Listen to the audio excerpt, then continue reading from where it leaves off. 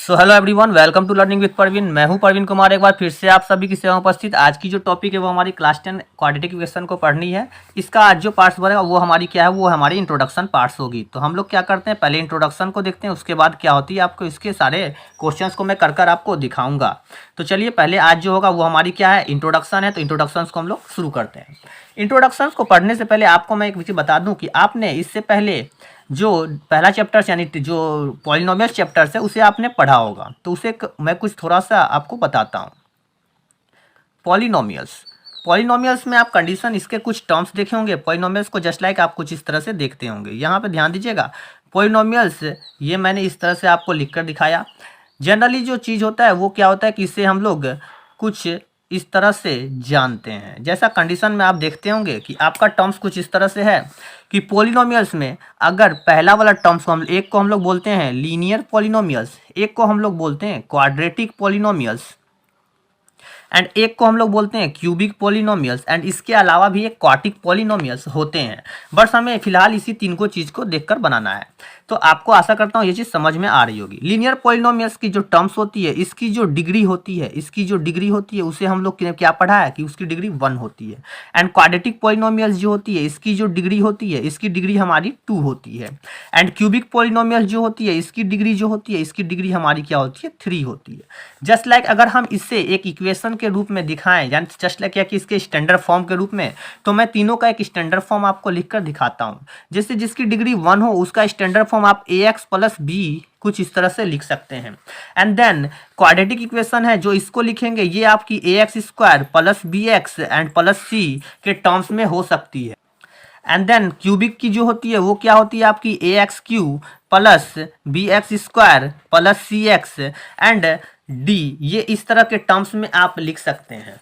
तो आशा करता हूँ ये चीज़ आपको समझ में आ रही होगी। अब जो टर्म्स पढ़नी है उसको आप ध्यान देखिए। हमें पढ़ना है क्वाड्रेटिक पॉलिनोमियल यानी क्वाड्रेटिक इक्वेशन को। तो चलिए हम लोग क्या करते हैं, क्वाड्रेटिक इक्वेशन को लेकर चलते हैं। जनरली फर्स्ट मैं टॉपिक कुछ इस प्रकार से लिख देता हूँ, क्वाड्रेटिक इक्वेशन। यहाँ ध्यान दीजिए, क्वाड्रेटिक इक्वेशन को पढ़ने से आपको सबसे पहले इसके स्टैंडर्ड फॉर्म को मैं लिख देता हूँ। तो इसका स्टैंडर्ड फॉर्म मैंने आपको बता दिया कि जो टर्म्स होती है वो किसके फॉर्म में होती है, वो A x square plus B x plus C is equal to 0, ये इसके फॉर्म में आपको इसकी कुछ कंडीशन देखने को मिलते हैं। तो ये मेरा standard form of a quadratic equation a x square plus B x plus C is equal to 0 के फॉर्म में है। यहाँ पर आपको एक चीज़ ध्यान देना है कि इसकी जो टर्म्स है इसमें ए जो है, ए की जो वैल्यू है वो आपको कभी भी 0 नहीं होनी चाहिए एंड बी और सी जो है वो आपकी इक्वल टू 0 हो सकती है। इसकी कोई ज़रूरत नहीं है कि वो बी और सी 0 नहीं हो। आपकी बी और सी 0 हो सकती है बट ए 0 कभी भी नहीं होनी चाहिए। ये इसलिए मैं बोल रहा हूँ क्योंकि अगर ए की वैल्यू 0 हो जाएगी देन 0 इंटू एक्स स्क्वायर आपका टर्म्स 0 हो जाता है। अब आपको याद रखिए इसकी जो डिग्री है वो क्या है, आपको इसकी डिग्री आपकी 2 है, इसकी डिग्री आपकी 2 है। दैट्स मीन इसकी जो वैल्यू होगी वो कम से कम 2 होनी चाहिए। यानी कि आपका जो भी क्वाड्रेटिक इक्वेशन होगा उसकी जितनी भी डिग्री होती है वो उतना ही टर्म्स उसका वैल्यू होता है। तो आप जान रहे हैं कि क्वाड्रेटिक इक्वेशन की डिग्री कितनी होती है, क्वाड्रेटिक इक्वेशन की डिग्री आपकी 2 होती है, इसलिए इसकी वैल्यू भी आपकी 2 ही आएगी। यहाँ पर एक चीज़ हमेशा याद रखिए कि एक टर्म्स में आपको कॉफिशिएंट ऑफ, इसी टर्म्स का मैं बता रहा हूँ कि कॉफिशिएंट जो होगी इसकी वो एक्स स्क्वायर की, coefficient of x square is not equal to 0। आपको कभी भी टर्म्स 0 नहीं होनी चाहिए कॉफिशिएंट ऑफ एक्स स्क्वायर की। अगर वो 0 होता है तो वो आपकी क्वाड्रेटिक इक्वेशन नहीं है। चलिए अब हम लोग इसके कुछ सॉल्यूशन के ऊपर डिस्कस करते हैं।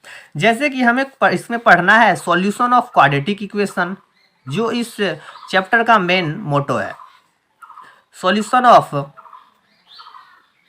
Quadratic equation. तो आप जनरली जानते हैं कि क्वाड्रेटिक इक्वेशन को सॉल्यूशन करने के लिए हमें कुछ मेथड की आवश्यकता होती है। तो इसमें हमें 3 मेथड है, एक मिडिल टर्म स्प्लिटिंग, जिसको कि हम लोग फैक्टराइजेशन मेथड भी बोलते हैं, मिडिल टर्म स्प्लिटिंग। एंड दूसरी कंडीशन जो होती है वो आपको क्वाड्रेटिक फॉर्मूला, दूसरी टर्म जो है वो हमारी क्या है, क्वाड्रेटिक फॉर्मूला है, एंड तीसरी टर्म जो है वो है हमारी क्या है, कंप्लीटिंग स्क्वायर मेथड। तो उसे भी मैं लिख देता हूँ यहाँ पे, कंप्लीटिंग स्क्वायर मेथड। ये 3 टर्म्स को अभी आपको डिस्कस करके मैं इसे बताता हूँ नेक्स्ट पेज में। चलिए इसे डिस्कस करते हैं। तो चलिए डिस्कस करते हैं हम लोग मिडिल टर्म स्प्लिटिंग के ऊपर। मिडिल टर्म स्प्लिटिंग का जो टर्म्स है ये कुछ इस प्रकार से होता है कि जैसे कि आपको पहला पता है कि आपको जो टर्म्स है वो ax² plus bx plus c and then is equal to 0 के टर्म्स में होता है। तो अभी मैंने आप बताया कि इसकी जो डिग्री होगी, इसकी जो डिग्री है वो आपकी 2 है, तो इसकी जो वैल्यू होगी वो कम से कम आपकी 2 वैल्यू तो होनी ही चाहिए। अगर इसकी 2 वैल्यू आती है तो आप क्या कर सकते हैं, इसे आसानी से सॉल्व आउट कर लेते हैं। ठीक है, अब हम मिडिल टर्म स्प्लिटिंग के ऊपर इसे क्या करते हैं, सॉल्व करने की कोशिश करते हैं। तो चलिए इसका एक एग्जाम्पल ले लेते हैं। एग्जाम्पल कुछ इस तरह से है कि जैसे कि एक इक्वेशन मैं लिख लेता हूँ, 6x² माइनस एक्स एंड -2। यहाँ ध्यान दीजिएगा, ये टर्म्स कुछ इस तरह से मैंने लिख लिया है। तो आपको मैं पहले क्लास में बता चुका हूँ, अगर आपने नहीं देखा तो उसे जाकर देख लीजिए। ठीक है, मिडिल टर्म स्प्लिटिंग का मैंने एक बहुत ही अच्छा वीडियो बनाया है, आप उसे देखिए, उससे आपको पूरा इसका कॉन्सेप्ट क्लियर हो जाएगी। फिर भी मैं इसे थोड़ा सा आपको बता देता हूँ। जैसे कि आपकी जो कंडीशन होती थी उस कंडीशन में कुछ इस तरह से होती थी, जैसे यहाँ पे मैं इसे थोड़ी सी करता हूँ, देखिए ध्यान दीजिएगा, ये ax² plus bx and plus c is equal to 0। ये जो b की टर्म्स होती है, इसे हम लोग कुछ इस तरह से जानते हैं कि a इंटू x² प्लस, आपको ध्यान दीजिए यहाँ पे क्या होता है, sum of zeros into X and plus product of zeros. ये हम क्लास 10 के अनुसार से आपको बता रहे हैं। ठीक है, ध्यान दीजिएगा। तो ये a इंटू x² यानी x² के साथ a मल्टीप्लाई है, x के साथ सम ऑफ जीरोज है एंड प्रोडक्ट ऑफ जीरोज, दोनों जीरोज का मल्टीपल है। अभी आपको पता है कि जब इसकी डिग्री 2 होगी, when a quadratic equation is degree 2 then their value is क्या हो जाएगी, 2 हो जाएगी। एंड दोनों वैल्यू को हम लोग क्या बोलेंगे, दोनों वैल्यू को हम लोग जीरोज बोलेंगे। एक को हम लोग अल्फा बोल सकते हैं और एक को हम लोग बीटा बोल सकते हैं। तो यानी यहाँ वाला जो टर्म्स है वो जीरोज का सम होगा। दैट्स मीन अगर हमने एक को अल्फा कहा है और एक को हमने क्या कहा, बीटा कहा है, तो ये अल्फा प्लस बीटा होंगे। ठीक है, ये उसी तरह से कंडीशन है। अब आपको बोल रहा है कि ये b को इस तरह से अरेंज करना है कि वो जो टर्म्स होगा वो सम ऑफ जीरोज, वो दो वैल्यू जो निकलेंगे उन दोनों वैल्यू के जीरो के जोड़ने पर आपका b का वैल्यू निकलना चाहिए। And then product of zeros, and दोनों जो वैल्यू निकलेगा वो दोनों वैल्यूज का मल्टीप्लाई आपका लास्ट कांस्टेंट टर्म्स होनी चाहिए। कुछ इस तरह से होते हैं। इसे अब हम क्या करते हैं, क्लास 9 के अनुसार से आपको थोड़ी सी समझाने की कोशिश करते हैं। जैसे ये x² plus bx plus c है, तो इस कंडीशन को आप कुछ इस तरह से लिख सकते हैं। मैं यहाँ लिख देता हूँ अकॉर्डिंग टू क्लास 9th। ठीक है, वो तो आपको टर्म्स है, अब क्लास 9 के अनुसार से कैसे पढ़ना है इसको। जैसे ax² हो गई, bx हो गई and plus c is equal to 0 है। देन आफ्टर आप इस b को जानते हैं, इस b को इस तरह से अरेंज करना है कि जो टर्म्स है, जैसे मैंने अभी बताया कि आपको दो टर्म्स लिए, एक अल्फा लिया और एक बीटा लिया। ये अल्फा प्लस बीटा जो है इन दोनों को जब जोड़िएगा इक्वल टू आपकी किसके होनी चाहिए, b के बराबर होनी चाहिए।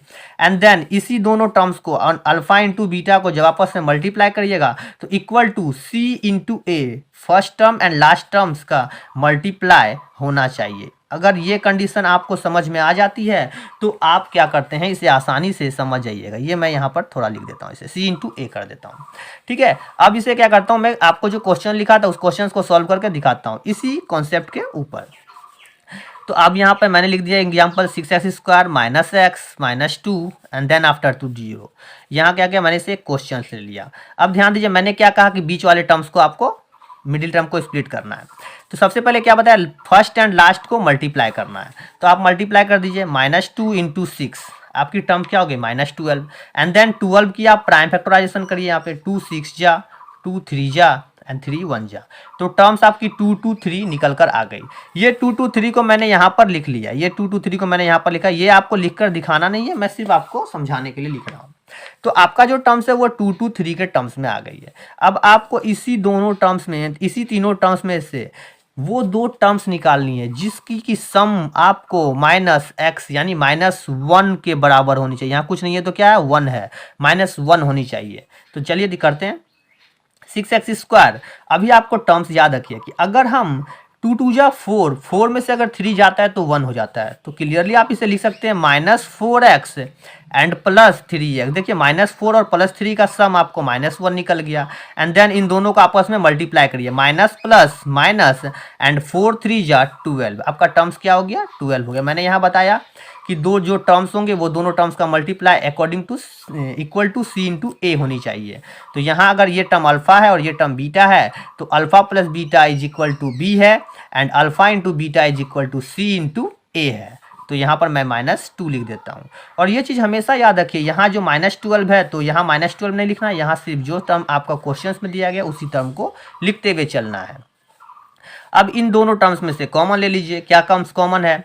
यहाँ पर 6 है, यहाँ पर 4 है। इसमें से अगर हम 2 निकालते हैं और इस दोनों में x है तो x निकाल लिए, तो 2 3 जा 6, एक x बच गई, माइनस 2 2 जा 4। यहाँ पे भी एक चीज़ ध्यान देना आपको कि यहाँ का टर्म्स और यहाँ का टर्म्स आपको ऑलवेज मैच करनी होती है। तो ये और भी आसान हो जाता है। यहाँ 3x है तो यहाँ भी 3x होनी चाहिए। तो यहाँ 3x का टर्म इसमें कुछ नहीं है तो इसमें से मैंने 1 को कॉमन ले लिया। देन आफ्टर आपकी 3x निकल गई एंड माइनस रह गया, इसमें से भी 1 निकल गई तो यहाँ पर आपकी 2 बच गई, इक्वल टू 0। ये सब इम्प्लाइज डेट है, याद रखिएगा। अब ये 3x -2 3x -2 दोनों में अवेलेबल है। 3x -2 को मैंने कॉमन ले लिया तो यहाँ से आपकी 2x बच गई, यहाँ से आपकी 1 बच गई, इक्वल टू 0। देन आफ्टर आप आइदर और का कंडीशन कर सकते हैं। आइदर आपका कंडीशन कुछ इस तरह से हो जाएगा, 3x -2 इज इक्वल टू 0। जब आप 3x -2 को लेते हैं तो 2x + 1 की इक्वल टू 0 हो जाती है, यानी डिवाइड हो जाती है। याद रखिएगा ये 2x + 1 क्या है? मल्टीप्लाई इधर आकर डिवाइड हो जाती है।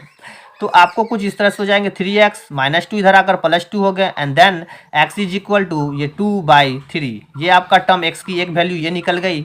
एंड देन दूसरी कंडीशन में और अब आपको क्या करना है, एक बार 2x + 1 का टर्म ले लेना है। 2x + 1 को जब मैंने लिया तो ये मल्टीप्लाई का टर्म्स था, वो इक्वल के उस पर जाकर डिवाइड हो गई। तो डिवाइड जब हम लोग जानते हैं कि 0 के नीचे जब भी कोई टर्म्स आता है तो वो क्या होता है? आपको 0 ही देता है। देन आफ्टर ये इम्प्लाइज है 2x + 1 इधर आकर आपकी -1 हो गई and then implies that x is equal to -1/2। तो आपकी x की 2 वैल्यू निकल गई 2/3 एंड x की 2 वैल्यू निकल गई -1/2। तो आपको समझ में आ गया, मिडिल टर्म स्प्लिटिंग से आपकी 2 वैल्यू निकल कर आ गई, 6x² -1x एंड -2। ये टर्म्स आपका क्या हो गया? सॉल्व हो गया। चलिए अब हम लोग इसके नेक्स्ट टॉपिक की ओर बढ़ते हैं। तो हमारी जो दूसरी टॉपिक है वो हमारी क्या है? Completing square method. Completing square method को अब हम लोग क्या करेंगे? डिस्कस करेंगे। आपको फिर मैं वही बता रहा हूँ कि हमारा जो एक मेथड होता है वो क्या होता है कि इसकी स्टैंडर्ड फॉर्म जो है वो ax² + bx + c = 0 होती है। ये मैं सब में लिखता हूँ, इसमें भी लिख दे रहा हूँ। अभी जैसे कि इसको हम एक कंप्लीटिंग स्क्वायर मेथड्स का टर्म्स है उसको एग्जाम्पल्स के रूप में आपको दिखाने की कोशिश करते हैं, समझाने की कोशिश करते हैं। तो यहाँ का कुछ टर्म्स मैं इस तरह लिख लेता हूँ, 5x² - 6x - 2 is equal to 0। ये क्या है मेरा कि एक एग्जाम्पल्स का क्वेश्चन। इसे कंप्लीटिंग स्क्वायर मेथड्स के थ्रू मैं समझाने की कोशिश कर रहा हूँ कि ये कैसे आपको सॉल्व करना है, किस तरह से आपको बनाना है। तो सबसे पहले टर्म्स आपको ध्यान दीजिएगा, जैसा कि बहुत सारे आपको टीचर्स पढ़ाते हैं वो आपको कुछ इस तरह से बताते हैं कि ये जो टर्म्स है इस टर्म्स को ले लेना है, सॉल्व करके आपको निकाल कर दिखा देना है कि किस तरह से बनाना है। ये देखिए ध्यान दीजिएगा, उस तरह से क्या होता है बच्चे समझने में थोड़ी सी कठिनाई करती है। तो अब हम क्या करते हैं, एक नया तरीका बताते हैं आपको। जैसे कि ये 5x² है, इसमें आपको आपको आइडेंटिटी जाननी होती है, 2 फॉर्मूला आपको याद रहनी होती है। a - b की होल स्क्वायर आपकी जो टर्म्स होती है वो a² - 2ab एंड +b² होती है। एंड एक फॉर्मूला आपकी a + b की होल स्क्वायर ये याद होनी होती है, a² + 2ab + b²। अब इसी फॉर्मूला के ऊपर ये क्वेश्चंस को हम सॉल्व करके आपको दिखा रहे हैं। चलिए इसे मैं यहाँ क्या करता हूँ, दिखा रहा हूँ। सबसे पहले जो टर्म्स होते हैं आपको मैंने क्या किया, यहाँ ध्यान दीजिए माइनस है तो यानी कंडीशन है कि माइनस वाला फॉर्मूला अप्लाई होगा। तो जब आपको टर्म्स का जानते a² - 2ab + b² होते हैं, पहला वाला टर्म्स आपको 5 है। अगर क्या 5 किसी का रूट होता है, रूट स्क्वायर रूट है क्या? वो किसी की नहीं है। तो हम लोग इसे 5 को कुछ इस तरह से लिखते हैं, √5 × √5। हम लोग जानते हैं कि √5 को जब मल्टीप्लाई करते हैं तो 5 हो जाते हैं। तो हम 5 को कुछ इस तरह से लिख सकते हैं, √5 x की स्क्वायर। 2 √5 था तो दोनों को हम क्या कर दिए, स्क्वायर के रूप में लिख दिए। ये हमारी a के इस जगह पर हो गई, -2ab 2 तो आपका फॉर्मूला है, इसे मैंने रहने दिया, इनटू a के प्लेस पर आपकी √5x है तो हमने यहाँ लिख दिया √5x। ध्यान दीजिएगा a के प्लेस पर आपकी √5x दिख गई। अब आपको बी लेना है, बी। तो बी तो हमें पता नहीं है कि बी हम क्या लेंगे, तो थोड़ा सा यहाँ पे अगर आप दिमाग लगाइएगा तो क्लियरली आपको पता चल जाएगी। यहाँ आपका टर्म्स क्या है, 6 है, 2√5 हो गई। आपको यहाँ 6 लाने के लिए सबसे पहले आपको इसे 3 से मल्टीप्लाई करना होगा। जब हमने इसे 3 से मल्टीप्लाई किया तो 3 2 जा 6 तो मिल गई, लेकिन √5 है, तो इसे √5 को अगर हम इससे डिवाइड भी कर देते हैं कुछ इस तरह से, तो √5 कट जाते हैं, 3 2 जा 6x निकल गए। तो आपको पता चल गया कि बी के कंडीशन पर आपको क्या है, 3√5 है। तो यहाँ पर अब आपको क्या करना होगा, 3√5 की स्क्वायर हो गया, a² minus 2ab plus b²। ये टर्म्स आपको खुद से लिखे हैं, यानी कि ये टर्म्स जब आप इसमें ऐड कर रहे हैं तो इसे आपको क्या करना होगा, यहाँ पर आपको इसे सब्ट्रैक्ट भी करना होगा। मैंने कर दिया। एंड देन यहाँ आपको क्वेश्चन से -2 था, इस -2 को यहाँ लिख देते हैं। Then equal to 0। थोड़ा सा क्वेश्चन आपको बड़ा होगा, थोड़ी सी समझने की देरी है, मैं फिर से रिपीट कर रहा हूँ, थोड़ा समझने की कोशिश करिएगा कि आपको जो फर्स्ट वाले टर्म्स है 5x², इसे इस तरह से अरेंज करना है कि ये a² के फॉर्म में आ जाए। तो आप चाहे तो इसे मल्टीप्लाई भी कर सकते थे, फिर कंडीशन क्या हो जाएगा, आपको सब में मल्टीप्लाई करना होता है। मैं इसे डायरेक्टली फॉर्मूला के ऊपर अप्लाई करके आपको दिखा रहा हूँ। जैसे कि हमने 5 को √5 × √5 लिख सकते हैं, तो √5 × √5 यानी √5 की स्क्वायर होती है, तो √5 की स्क्वायर हमने कर दिया। x यहाँ स्क्वायर में थे तो x को भी स्क्वायर के फॉर्म में लिख दिए। एंड देन माइनस, यहाँ आपको 6x है तो माइनस का माइनस रखा। फॉर्मूला क्या होती है, 2ab, तो 2 × a के प्लेस पे तो आपकी √5x थी, तो √5x को मैंने रख दिया। एंड b के प्लेस पे आपको पता नहीं कि b क्या होनी चाहिए, तो हमें ये 6 को देखते हुए b को खुद से लिखना होता है। तो 2 को अगर हमने 3 से मल्टीप्लाई किया तो 6 निकल गए। एंड √5 आपका टर्म्स यहाँ पर अवेलेबल था, इस √5 को यहाँ से हटाना होगा, तो इसे मैंने क्या किया, √5 से डिवाइड कर दिया। देन आफ्टर जब ये b के कंडीशन में हो गए तो हमारा कंडीशन क्या होता है, b की स्क्वायर प्लस b की जगह पर 3√5 की स्क्वायर। ये टर्म आपकी प्लस हुई है तो इसी के टर्म को हमने यहाँ पर माइनस कर दिया, बिकॉज ये दोनों आपस में जब कट जाएंगे तो हमारी 0 निकल जाएगी। एंड यहाँ की -2 को यहाँ -2 लिखा एंड देन इक्वल टू 0। आशा करता हूँ कि ये चीज़ आपको क्लियर हो गई होगी। अब हम इसे कुछ इस तरह से लिख सकते हैं, √5x a माइनस b के प्लेस पर आपकी क्या है, 3√5 की स्क्वायर, a माइनस बी की स्क्वायर बैठ गई यहाँ पे।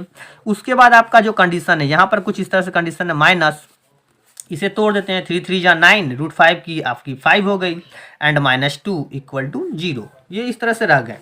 अब आपको थोड़ा सा ध्यान देना है कंडीशन किस तरह से अप्लाई हो रही है। इसे यहीं रहने देते हैं, इन दोनों टर्म्स को उठाकर इक्वल के उस पार लेकर चलते हैं। तो ये हो गई √5x माइनस 3/√5 की होल स्क्वायर। ये सारा टर्म्स प्लस माइनस का इधर आकर क्या होगा, प्लस होगा, तो माइनस इधर आकर हो गई प्लस, -2 इधर आकर हो गई +2। इसके नीचे कुछ नहीं है, 1 हो गई। अब आपको देखिए सॉल्व करते चलना है, √5x माइनस 3/√5 की स्क्वायर इज इक्वल टू, इसे मैंने एलसीएम किया 9, 5 2 जा 10, 5।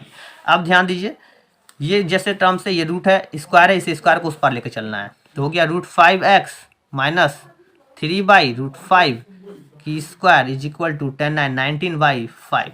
अब इसे हमने क्या किया, इस स्क्वायर को उधर लेकर गया तो क्या हो गया, ये √5x, थोड़ा सा ध्यान दीजिएगा, माइनस 3/√5 और ये स्क्वायर इधर आकर क्या हो गया आपका √19/5। आपका कुछ इस तरह से निकल कर आ गया √19/5। तो आपको पता है कि जब रूट का टर्म होता है तो ये प्लस और माइनस दो टर्म्स में इसके वैल्यू निकलते हैं। अब यहाँ से आपका क्वेश्चन दो पार्ट में बंट जाएगा, जैसे कि नाउ अब यहाँ ध्यान दीजिए आपका टर्म क्या हो जाएगा, कुछ इस तरह से हम ले लेते हैं, √5x minus 3/√5 is equal to, एक बार आप प्लस √19/5, एक बार हमने प्लस वाले को ले लिया। ध्यान दीजिए ये कंडीशन को अब हम लोग क्या करते हैं, दो पार्ट्स में डिवाइड कर रहे हैं, ठीक है। इसे हमने क्या किया, एक बार प्लस वाले टर्म्स को ले लिया तो ये माइनस इधर आकर क्या हो जाएगा प्लस, तो √5x इज इक्वल टू, इसे हम कुछ इस तरह से लिख सकते हैं √19/√5 एंड ये माइनस इधर आकर हो गई प्लस 3/√5। अब आप देखिए ध्यान दीजिएगा, ये √5x को रहने देते हैं। अब यहाँ पर क्या हो गया, इस √5 की एलसीएम ली तो √5 हो गई। देन आफ्टर ऊपर जो टर्म्स है आपका √19 + 3 निकल कर आ गई। ये √5 मल्टीप्लाई इधर आकर क्या हो गई, डिवाइड हो गई, तो x इज इक्वल टू √5 यहाँ डिवाइड होगी तो ये आपका टर्म्स हो गए √19 + 3/√5 इंटू √5। तो आपका कंडीशन x की वैल्यू कुछ निकल कर आ रही होगी 3 + √19 बाय √5 इंटू √5 आपकी क्या होती है 5 होती है। तो ये हमारा एक वैल्यू x का एक आंसर ये निकल गया। एंड देन हमें पता है कि x क्या है, स्क्वायर के फॉर्म में है, यानी इसकी 2 वैल्यू निकलनी चाहिए। तो एक टर्म्स अभी प्लस में मैंने लिया, अब हमने क्या करते हैं एक बार माइनस में लेते हैं। चलिए नेक्स्ट पेज में। तो मैंने यहाँ माइनस वाले टर्म्स को लिख लिया, √5x minus 3/√5 is equal to minus √19/5। अब टर्म्स ध्यान दीजिए, ये माइनस इधर आकर प्लस हो जाएगी, √5x is equal to minus इधर आकर क्या हो गया, इसे मैं कुछ इस तरह से लिख दिया √19/√5 एंड माइनस का टर्म आपकी प्लस हो गई। तो √5x is equal to LCM लिया इसे तो होगी आपकी √5 एंड देन यहाँ टर्म्स हो गई आपकी माइनस √19 एंड +3। अब यहाँ पे इसके क्या ये x √5 मल्टीप्लाई धराकर आपकी डिवाइड हो गई। देन आफ्टर इसे कुछ सही लिख दिया, इस तरह से 3 माइनस √19 लिख दिया एंड √5 इंटू √5। तो आपकी जो वैल्यू हो गई वो क्या हो गई 5 के कंडीशन में आ गई। तो 3 माइनस √19/5। x की आपकी 2 वैल्यू निकल कर आ गई, एक वैल्यू आपकी +3 प्लस √19/5 और x की एक वैल्यू आपकी 3 माइनस √19/5 के रूप में आ गई। और यही हमारा क्या हो गया आंसर हो गया। तो कंप्लीटिंग स्क्वायर मेथड आशा करता हूं कि आपको पूरी तरह से समझ में आ गई होगी। वैसे ये सिलेबस में आपका रिड्यूस किया गया है तो आपको उसके लिए टेंशन नहीं लेना है, लेकिन फिर भी ये मेथड आपको जाननी जरूरी थी। चलिए अब हम लोग क्वाड्रेटिक फार्मूला के ऊपर सॉल्व आउट करते हैं। तो क्वाड्रेटिक फार्मूला को सिंपल सी बात है, वही फिर से ax² plus bx plus c equal to 0 के फॉर्म में आपका क्वाड्रेटिक इक्वेशन होता है। एंड देन इसकी फार्मूला आपको कुछ दी गई है, x is equal to minus b plus minus √under b² minus 4ac and by 2a। आपको जो भी इक्वेशन को मैंने सॉल्व किया आप उसे इस इक्वेशन के ऊपर सॉल्व करिएगा, आपका वैल्यू सेम टू सेम जो मैंने ऊपर कंप्लीटिंग स्क्वायर मेथड में बताया है सेम टू सेम निकल जाएगी। इसमें आपको एक चीज ध्यान देना है कि यहाँ b² माइनस 4ac को हम लोग d के रूप में कहते हैं, b² minus 4ac is equal to D होती है। इसे हम डी फॉर डिस्क्रिमिनेंट के नाम से भी जानते हैं। अगर आपको क्वेश्चंस में कहा जाए ऑब्जेक्टिव क्वेश्चंस में कि डिस्क्रिमिनेंट निकालनी है तो आपको उसको क्या कहते हैं हम लोग D is equal to b² minus 4ac कहकर आप उसे बना सकते हैं। अब एक कंडीशन आपको ध्यान देना है, इसमें 2-3 आपको कंडीशन होती है कि जब आपका कंडीशन ax² प्लस b से बोला जाता है कि एक क्वाड्रेटिक इक्वेशन है, एक क्वाड्रेटिक इक्वेशन है जो कि आपके किसके फॉर्म में है ax² plus bx plus c is equal to 0 के फॉर्म में होता है। देन अगर इसके फॉर्म में है तो उसकी जो कुछ कंडीशन होती है उसमें 3 आपको रूल दी गई है, 3 को आपको रूल दे दिया। क्या दे दिया कि अगर b² माइनस 4ac की जो वैल्यू है वो ग्रेटर देन 0 होती है, यानी कि 0 से बड़ी होती है, तो इसकी जो रूट्स निकलेगी वो 2 डिस्टिंक्ट रियल रूट्स निकलेगी, 2 distinct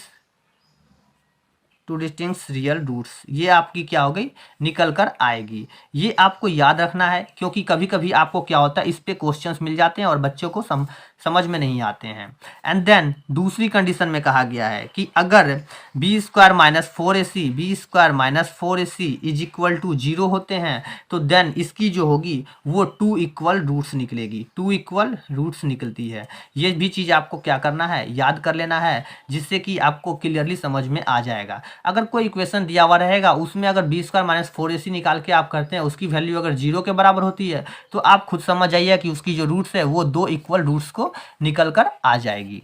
and then third condition जो है वो क्या होता है, अगर बोला जा रहा है कि b² minus 4ac and less than 0, बोला b² माइनस 4ac की वैल्यू जो वो 0 से अगर छोटी होती है तो इसकी जो वैल्यू होती है इसकी कोई भी रियल रूट्स नहीं निकलती है, नो रियल रूट्स, ये याद रख लीजिए। एंड देन आपका टोटल इंट्रोडक्शन क्वाड्रेटिक इक्वेशन की कंप्लीट हो चुकी है। इसके ऊपर हम सवाल इसलिए नहीं बता रहे क्योंकि ये बिल्कुल ही आसान है। आपको कोई भी इक्वेशन दिया हुआ होता है वो ax² plus bx plus c के फॉर्म में होता है।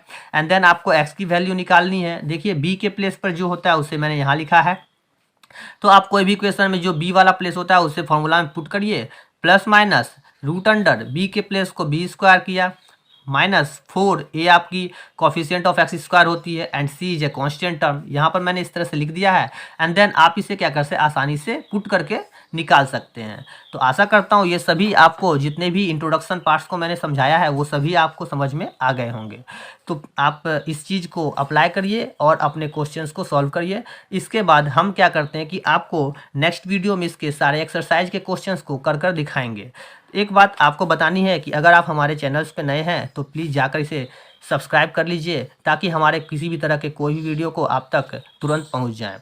तो आशा करता हूं ये सभी चीज़ आपको समझ में आ गई होगी। आज के लिए इतना ही, मिलते हैं कल एक नए वीडियो में एक नए एनर्जी के साथ। Okay, bye.